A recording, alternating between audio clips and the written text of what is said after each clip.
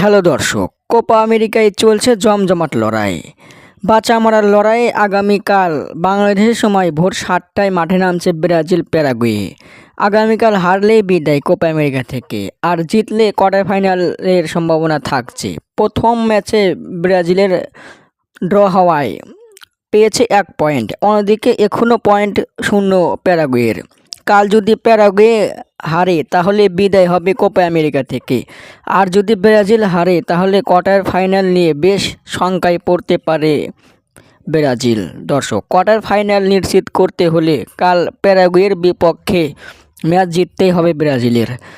তাহলে কাল Brazil match জিতলে হবে 2 ম্যাচে 3 পয়েন্ট। সেক্ষেত্রে ব্রাজিল কোপা আমেরিকার কোয়ার্টার ফাইনালে পথ অনেকটাই নিশ্চিত করবে।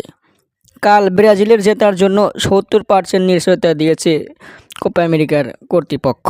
অন্যদিকে ম্যাচ ড্র হওয়ার রয়েছে 19%, আর প্যারাগুয়ের জেতার জন্য রয়েছে 10%। দর্শক, কালকে হবে বিদায়, কার পুড়ছে কপাল? দর্শক, ব্রাজিল কি পারবে কাল ম্যাচ জিতে কোয়ার্টার ফাইনাল নিশ্চিত করতে? আপনাদের মতামত কমেন্টের মাধ্যমে জানিয়ে দিন। ধন্যবাদ।